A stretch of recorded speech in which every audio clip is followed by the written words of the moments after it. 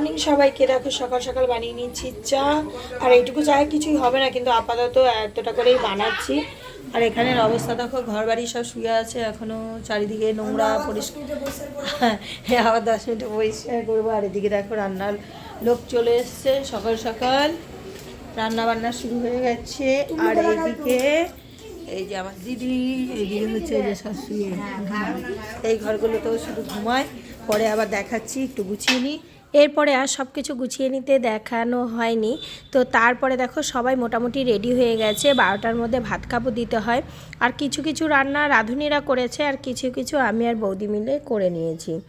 তো তারপরে রান্না বান্না করতে করতে এদিকে দেখো নতুন বউ সাজুগুজু করছে, যে ভাত কাপড়ে যে অনুষ্ঠানটা আছে তার জন্য। এই যে সবাই রেডি, কিন্তু আমি না রেডি হতে টাইমও পাইনি, আর রেডিও হইনি, তার জন্য আমাকে আমি দেখাইনি। কিন্তু আর এই ভিডিওতে মনে হয় না আমি আছি কোথাতেও, মানে আমি ক্যামেরা যতটা পেরেছি, যেইটুকু টাইম পেরেছি করেছি। আর কি বলো তো, সবাইকে না ওই সাজানো এইসব, মানে সব কিছুই, সব বোনদের একটু সাজিয়ে দে দিদি, একটু কাপড় পরে দে, কাপড় পরিয়ে দে, এইসব করতে করতে আমার মানে শরীরও খারাপ হয়ে যাচ্ছিল।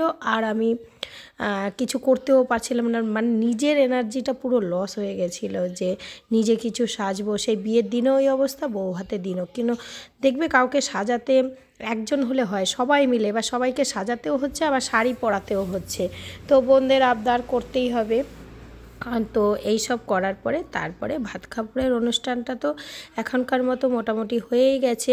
তো এই দেখো ভাত একটা থালে সাজিয়ে দিয়েছিলাম, আর একটার মধ্যে সব রকমের তরকারি দিয়েছিলাম। আর তো ওর থালের চারিদিকে যে ভাজা টাজা ছিল, কিন্তু এখানে বাটিগুলো ধরেনি, আলাদাভাবে একবার দিয়ে দিলাম যখন সাজানো হয়েছে। তারপরে এই যে কাপড়টা, তো আমার দিদির ছেলে একবারই ভাত দেওয়ার সময় বলে দিয়েছে যে একটা বলতে হয়, ভাত কাপড়ের দায়িত্ব নিলাম, সেটা কিন্তু ও ভাতটা দেওয়ার সময় বলে দিয়েছে। আর এখানে দেখো একটা কাপড় আছে, আর আছে আলতা সিঁদুর। আর বউটাকে কত মিষ্টি লাগছে। এই যে আমার মা তো নিয়ম বলছিল অন্যরকম, ওদের মধ্যে সত্যি অন্যরকম নিয়ম থাকে, কিন্তু সেই নিয়ম পালন করা হয়নি, কেননা অনেকটা টাইম লেগে যাবে ওই নিয়ম করতে। আর এই দিকে দেখো, ওদিকে ভাত কাপড় দেওয়ার পর ওরা খাওয়া দাওয়া করছে, আর এইদিকে আমরাও খাওয়া দাওয়া করে নিয়ে আমরা না একটু বেরিয়ে পড়েছিলাম সামনে গঙ্গার পাড়ে, একটু মানে সব কিছু করে নিয়ে একটু রিল্যাক্স করতে, মানে একটু বসতে, মানে বসে থাকবো একটু। গঙ্গার পাড়ে বেশ ভালোই লাগে। আর এদিকে রান্না বান্না হচ্ছে, কি হচ্ছে সেটাও আমরা ঘুরিয়ে একটু দেখিয়ে নিলাম। আর এই যে বৌদি যাচ্ছে, বৌদি, আমি আর ঝিলিক। তারপরে চলে এসেছি একদম সন্ধেবেলায়। দেখো সবাই অনেকটা রেডি হয়েই গেছে, মোটামুটি রেডি হচ্ছে। আর ক্যামেরাটা নিয়ে আমি চলছি, তো আমি মানে ক্যামেরাটার দিকে তাকাচ্ছি না, সবার কথা সবার সাথে বলতে বলতে ক্যামেরাটা এমনভাবে করেছি কোনো রকমভাবে। তো সেটাই শেয়ার করলাম। আর এখানে দেখো সব গল্প স্বল্প এইসবই চলছে। আর সন্ধ্যাবেলা তো জানো স্ন্যাক্সের ব্যাপার থাকে, পকোড়া টকোড়া ওই খাওয়া চলছে, আর গল্প টল্প চলছে।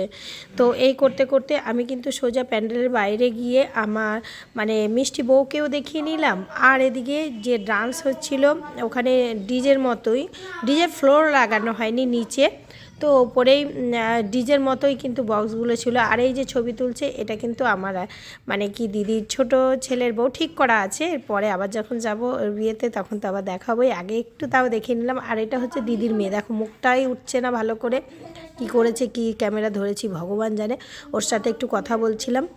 তো এখান থেকে সোজা চলে যাব কিন্তু একদম বউ যেখানে, এই যে বউ বাইরের দিকে বসানো হয়েছে সেখানে।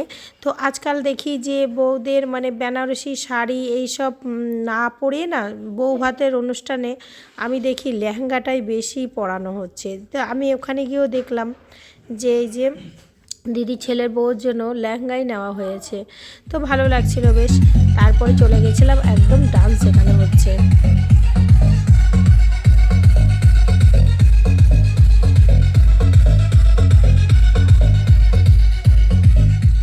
তো একটু ডান্সটাও তোমাদেরকে দেখিয়ে নিলাম, যে ওরকম মানে ডিজে সিস্টেমেই হয়েছে, মানে যেইভাবে বক্সগুলো থাকে, কিন্তু নিচে ফ্লোর ছিল না।